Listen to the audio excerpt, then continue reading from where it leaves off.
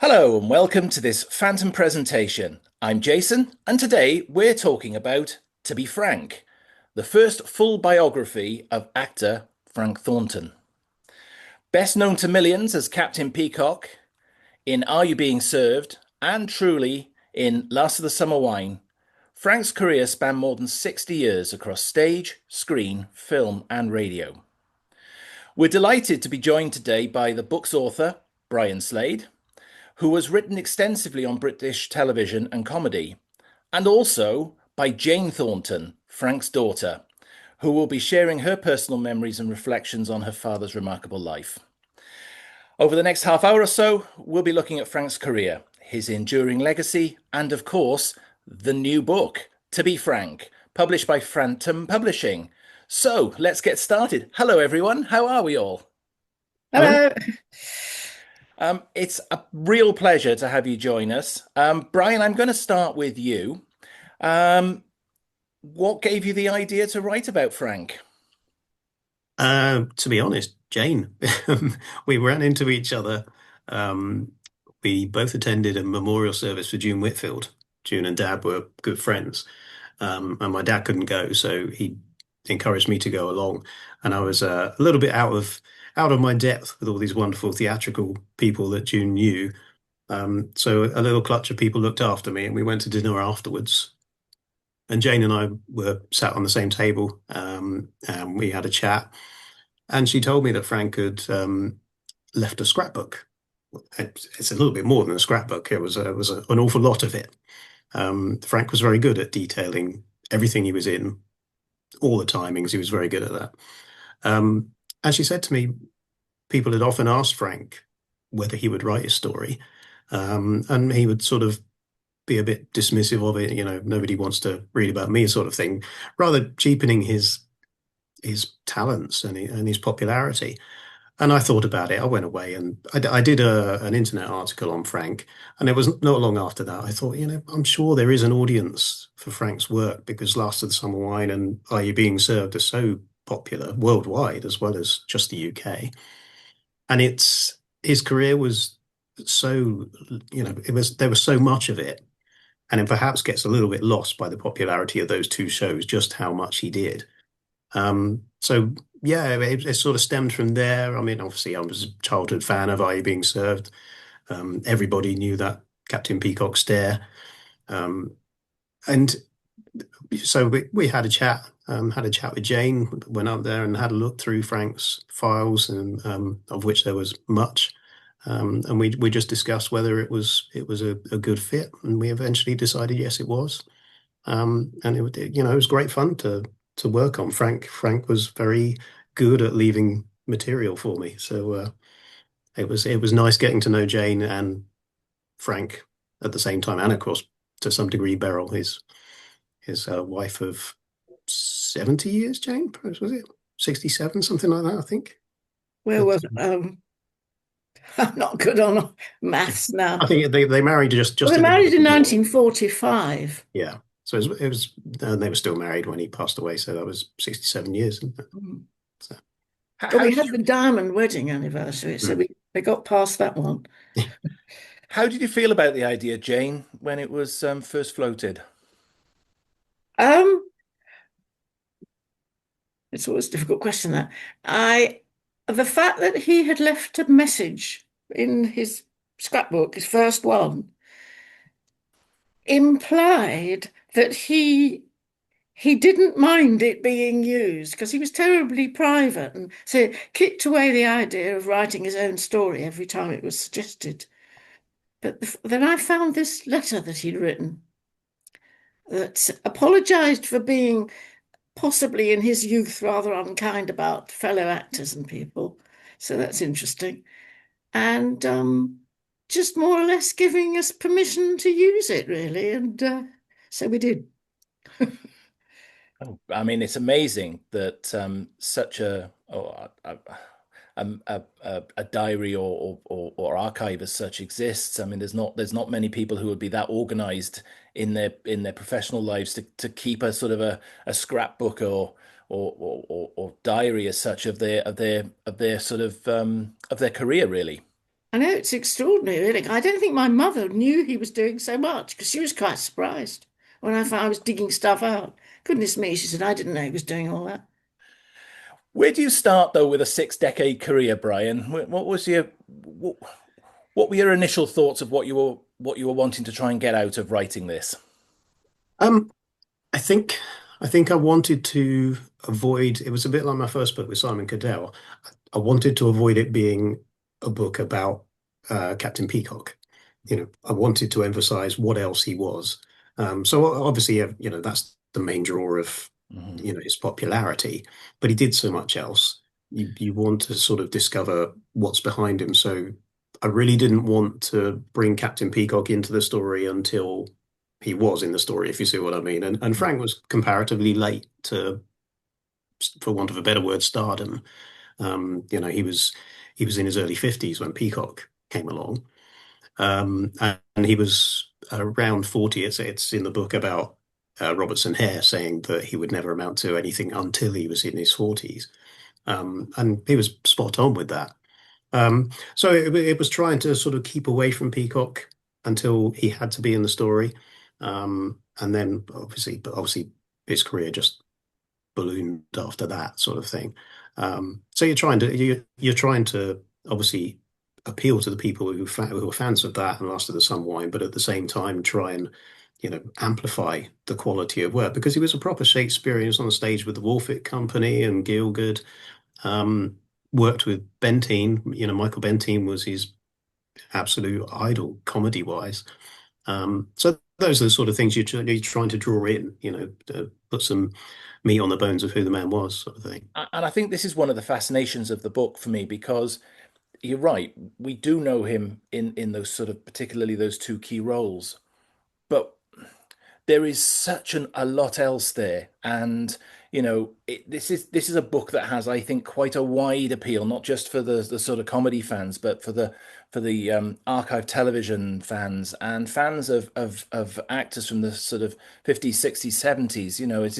There's such a wide view here of people. I think this will lock into. Um, did Frank start in sort of rep traditionally, a bit like a lot of other actors of his age did? Did you find out? Frank started in 1940, so he was what would that have been, 18, 19, something like that. So he earned his spurs, as it were. He was in he did a little tour of Ireland, the pop-up theatre companies, I think they call it, if memory serves. Is that right, Jane? No, it was, oh gosh.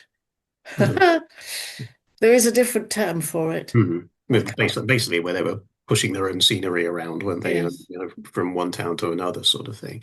He was pretty quick to get in with the Wolfit Company. I mean, that was before he went off to the RAF. Um, but he earned his spurs on repertory stuff. Um, and of course when he came out of the RAF, um, there was a sort of 2 year hiatus where he couldn't really go into work. So that's when he was in the office job with Sellers. Um, yeah, so he certainly earned his spurs Um, before he found fame. were there any surprises that came out during your sort of journey through the 60 years? Surprises. That's a good one. I think because he sort of had a bit of a rebirth because obviously Last of the Summer Wine came along, so that was a lot of episodes he was in there. But it felt like he had a bit of a rebirth once Are You Being Served came to an end. Obviously, they went back and did Grace and Favor, but at that point, he seemed to have earned this sort of granddad of the most reliable English gentleman that you could be. Um, and so there was a slightly sort of devilish side. So when he was in things like Kenny Everett and Julian Clary, their shows, because he's got this image of the authoritarian, English gentleman of in a position of authority to rebel against. So then when you see him in things like Kenny Everett dressed as Sid Snot, with the punk hair and pins through his nose and that sort of thing, um, those are wonderful things to stumble on because it just shows his comedy quality. I mean, he was an actor. He was very, very good at comedy. You know, an awful lot of his stage work was not comedy. It was just real, hefty acting work. But he was so good at comedy, and that's why they went for him. One of the people I spoke to was David McGillivray, who was writing the Julian Clary show. Um, and he said, Julian wanted Frank. There were other options that they talked to, but Julian really wanted Frank for that role, All Rise for Julian Clary. And it was only Last of the Summer Wine, I think, that took him away from that. So June took over in the second series. But those sort of roles were nice surprises to find in his career. And you've got Frank being very, very busy. And I think, looking at the list of his credits, he was very, very busy through quite a lot of his career. But for you, Jane, having Frank as a father, what was he like at home? Uh, I've just remembered Fit Up Tour. That's the Right. term. Yeah, sorry. Get to it. The little wheel takes a while to go. Sorry. What like living with him? I did a little thing about living with Captain Peacock for the one show the year he died. Um, and then I gave a little talk in Wales. So I pitched the title, Living with Captain Peacock. So I mean, I've been discovering him ever since. And as you grow, your relationships change. So I found him a very strict father. And as you imagine living with that stare when you've done something naughty. Um, so I had to learn to cope with that. But we always had a very good sort of humorous relationship as well. The three of us, my mother and I, we were quite good at sending each other up when things got too serious. And the whole experience of going through the obviously Brian's obviously worked through a lot of research on the book, and I'm sure you've followed this quite closely and been involved, I'm sure, in some of it. Has there been any surprises in that journey for you along the way? Um, no, I knew more or less what was going to crop up. What I am finding now is because I keep reading the stage and I'm in touch with what's going on and all that, and I'm interested in the comments that are being made now and thinking, well, Pa said that 30 years ago. So he was always observing what was going on around him, which is interesting. This is where archives are so interesting. I agree You suddenly entirely. realize they work. What he said is there. And it can't be misrepresented as well because it is there in black and white, and it feels like it was a fairly accurate account. And it certainly, I think, helped you a lot in your journey through the writing of this, Brian, I think. Yeah, I mean, he was quite extensive in his early recollections, not so much towards the end, but yes, throughout his the kind of bits that I wouldn't have been able to get information from anyone else. So he started it April Fool's Day 1940. He started his archive, often referred to that as a slightly quirky day to have started his professional career.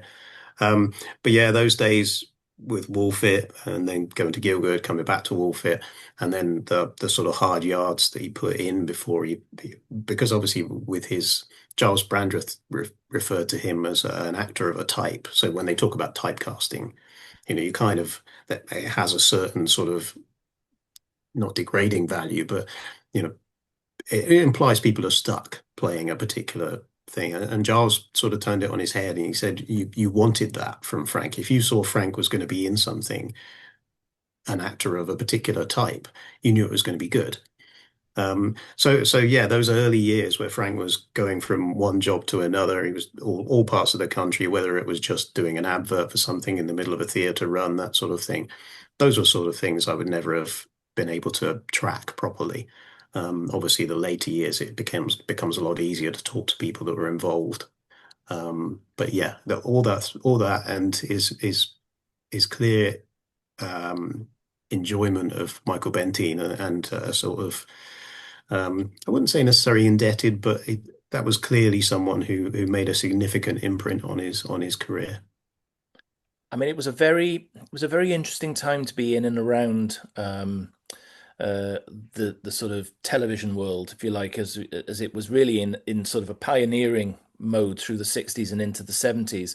I mean, those are halcyon days, the BBC in the 70s, and if you were a part of that life, I would suspect it was quite a rewarding one.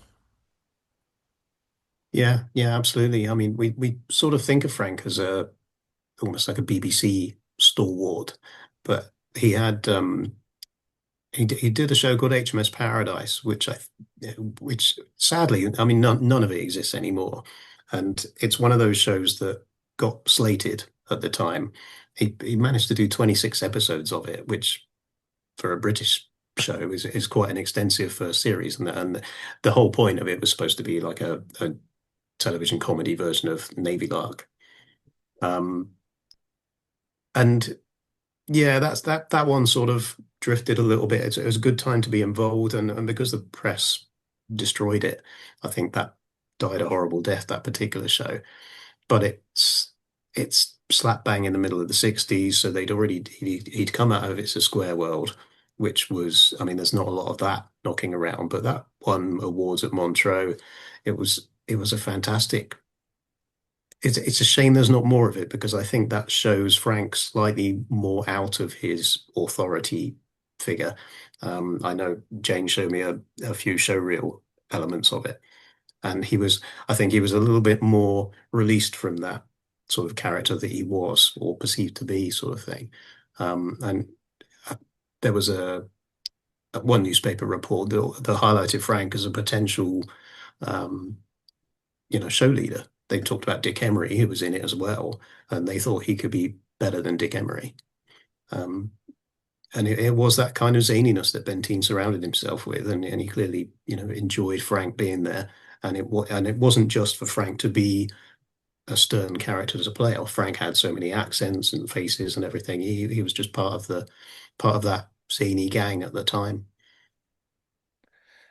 Yeah, definitely for me. And I think we talk about archives and particularly Frank keeping quite a detailed archive. It is a shame that a lot of Frank's television appearances, unfortunately, are no longer held in the BBC archives, just down to the fact that people back then didn't think that these things would ever be of interest to future generations, which is such a shame, isn't it?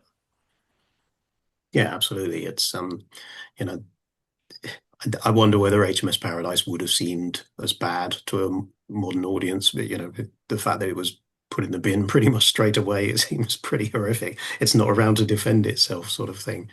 Um, yeah, so there must be a lot of programs like that. And Frank I mean, Jane will tell you better than I, but Frank seemed to go through a spell where he got left out of billings and would do elements of shows, and they got left on the cutting room floor. And he seemed to have a little spell of unfortunate situations like that where he contributed something good, and I mean, the best one, the most famous one is the bed sitting room, where it's his voice on the the trailer credits. Um, you know, he's one of the most iconic pictures of him with his dicky bow and everything in a television box, and of course the rest of his outfit is rags. And you see the poster with all the names and Peter Cook and Dudley Moore and Arthur Lowe and everything, and Frank's not there. And you think, but it's one of the most iconic pictures of that film, and you have to find a long way to find him. And it's quite surprising because actually Frank pops up a lot more often than people would suspect, really. And again, I know the book will give a lot more information, but he pops up in a lot of even smaller parts in the 60s. I remember him particularly being in Hancock, for example, which again was a top bill show for the early 60s. Absolutely, yeah. He was the most common guest star in Steptoe after Harry H. Corbett and Wilfred Bramble. He was in there 5 times, different characters. He was popping up everywhere because he was so good at that authority figure to bounce off. Um, as Charles inferred, you you knew what you were getting. You knew how good he would be, and he didn't seem a sort of character, a sort of actor that would break. If you've got comedy falling apart all around him, he could keep things under control, sort of things. Jane, is there a particular role you think Frank had a fondness for the most? He was very happy in Me and My Girl because he got music in his family anyway. His mother was a pianist and his father was an organist, and um, he loved doing that. He was very happy that it was in, I think, a year and a half. Um, so yeah, I love that one. I would pick out first. Yes, Me and My Girl, but a bit Bentine. Yeah. And it comes across. Is there anything he's noted in any of the archives, Brian, that lead you to believe that there's one or two particular things that stand out the most for him? I think, as Jane said, Me and My Girl seemed to be where he was at his most content. I mean, it was something like 680 performances unbroken on the stage. Um, that you can still hear a recording of as a duet. I can't remember the lady's name now, but the duet is "If Only You Had Cared for Me the Way That I Cared for You." Um, Oh, yeah, Ursula Smith Asher was Smith. was his Duchess. Yeah. So that was when Robert Lindsay was, being discovered on the stage. So that's sort of 84, 85-ish. And he clearly loved that. Um, Peacock, I think, was an interesting one because he sort of came back to Peacock. Obviously, the show falls apart without him. That character, as we saw, they struggled to replace Mr. Granger. Um, the replacement for Trevor Bannister's character wasn't as successful, obviously. Um, I don't know, Jane. He seemed to me to like it, but there were elements that they did, like the stage show and the film, that I don't think he necessarily would have chosen to do. But he had a strong sense of loyalty to the show and the character and the other cast to do it. I think he recognised that it didn't work as well. Hmm. Hmm. Films, unfortunately disappointing, which is It a does. shame, really, because it's there to be seen, but it didn't. I didn't see the stage show, unfortunately. I was probably working myself. Um, but the film, unfortunately, comes out of the TV set and gets lost. I think that's Yes, it what. does. It doesn't seem to find its feet terribly well. I mean, it's a very easy sitcom, isn't it? Because it's one main set, and you've got such a strong ensemble. And only every now and again does an ensemble work as well as I think the original cast on Are You Being Served did. And obviously being a part of that must have been a real special time for him. Oh, yeah, that was. They had a lot of fun. I know they were all great pals, and they used to have tea and cake. They all shared that during rehearsals on the recording day. Yeah, it was a good team. But he was like being in a team. He never wanted to be the star. And Rep, I think, gives you that feeling. Um, it's a different. It's the timing with all those characters and Are You Being Served was so good. And they were used to being rep people. Unlike sometimes, you bring in someone who's a solo performer, and he always said the balance wasn't the same as being a team. Do you know what I mean? I agree, and I think, to be honest with you, the way that rep worked back in the early days, and people went from theatre into television. Television was, I suppose, very much like theatre in the sort of 60s and 70s. So there was, it felt quite a comfortable place, and it was easier, I think, for people to transition back then. Yeah, because a lot of it was recorded in front of an audience anyway, and working with a live audience is what they liked. Um, so that worked. That was a part of the recipe, really. Yeah, I mean it's a box set that gets brought out here in this house quite regularly.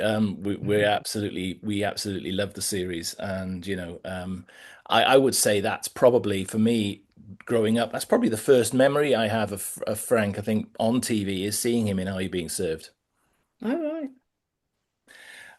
What do you think explains Frank's enduring appeal then across the generations? Because he's still very well known even today. Yeah, I think when you look at how many people, I mean that's such a long career, and he seemed to have picked his successes incredibly well. I mean, Last of the Summer Wine. I mean, Last of the Summer, a very different sort of comedy, um, but it's still. I mean, what did that finish? 2010, something like that. It's still got a very loyal following. It wasn't a fall apart, laughing, riotous comedy. It had a gentleness and a likability to it. And I think Frank came along to that when it was sort of hovering, can they carry on? He'd done I think he only did a year and a bit before they lost um, Compo below him. Um, and I don't think that show would necessarily have survived as well if Frank wasn't in the cast, but it added a lot of gravitas to. I remember the episode where the double episode where Compo had died. Um, And Frank had the funny lines, and they allowed that to happen. I thought it was really clever writing because Peter Salis's character obviously was devastated, didn't really get any funny lines at all. Frank still kept it as a comedy. And it's strange because I remember saying this to Jane, I being served, a lot of the comedy was bounced off of Frank. Peacock was there to be frowned upon by the people below him. And I thought at times in Last of the Summer Wine, he got better lines for himself, funnier bits for himself. And that was particularly shown in that double episode where, he was complaining that Compo hadn't given him his £2 back when he gave a letter to Cleggy. So it's enduring appeal, and he wasn't afraid to send himself up. I mean, the Kenny Everett thing is the classic example. He did Kenny Everett several times. The old thing where the whole premise of one of the episodes was that Kenny was getting taken off by the BBC to a courtroom for his smut and innuendo. So Frank takes over the Kenny Everett stuff. So that's why he's dressed as Sid Snod, and he ends up in a courtroom, when eventually loses his rag and complains in the courtroom, and he's dressed in all his finest suit and hat and tie and everything, and has a complete meltdown at the judge. Storms off, of course, and in the same way Kenny used to be, storms off, walks away from camera, and behind is just garter and suspenders, and that's and I think that's Frank was really good at allowing that sort of uh, not exactly self-mockery, but you know what I mean. He moved with the times, even with the comedy and obviously the Julian Clary stuff. Um, and he was popping up in everything. He did Noel Edmonds, the Crinkly Bottom show. Forgotten what it's called now, but House Party, wasn't it? House party. Yeah, and he was a popular guest in there. You could see, anytime his face was at the door, he got a rapturous reception. Noel Edmonds loved him because, again, it's a live audience, a live show. And, Noel Edmonds told me there were some big stars that struggled with that show. Frank didn't. They knew what they were getting with Frank because it's an audience. That's what he fed off. Yeah, and just think about the amount of people he's brought a smile to their face over the years and made them laugh over the years because it is such an extensive career. I've just got one final question for you both. How do you think Frank would have felt about this biography being written? Oh, that's a toughie. Do you want to take that first, Jane, or should I? It's a bit like the art, the "This Is Your Life" story, isn't it? That I tell. Hmm. He always said, I will not do "This Is Your Life." Don't let them do it to me." Again, because he didn't want to be made, the jolly good fellow type thing. He couldn't cope with it, and so we were under strict instructions. No, "This Is Your Life," until he did get into Summer Wine. And Alan Bell pleaded with us to go for it because it would be good publicity. So my mother and I had a tete-a-tete about it, and I said, "Oh, go on, let's dump him in it." But we were very, very strict about who they had or didn't have or how they did it. I said, "No jolly good, no slap on the back stuff, but humour, go ahead with the humour." So by today's standards, there were one or two lines in that I don't think they would put on now. But anyway, that's another story. But so does that I think might be a clue as to his reaction to a book about him. Please, Yeah. I- no. I'd like to think he'd have been okay with it. He's not, as you say, he's not. He was never about the stardom or the attention. Um, but I get the impression it would have been quite gratifying to know that he was more than just a character actor. You know, the public saw him in a much more affectionate way than perhaps he realized. I mean, as is evidenced, Jane and I went to a comedy thing that Robert Ross did, um, and people were so nice about Frank's work. Coming after the book, surfaced, and there were some quite young people there who would barely have been born when Frank was departed, and it's quite reassuring to see that these generations are still interested in what he did and grateful for what he did. So I think he would have been quietly comfortable with it. There was, he always had that sort of counterbalance. There'd be interviews where he would correct things from the interviewer and then apologize for having corrected them.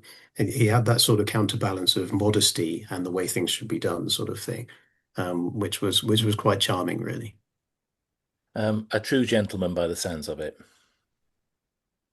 I think so, yeah. And so I think with the book coming out, he would obviously Jane knows him better than I did.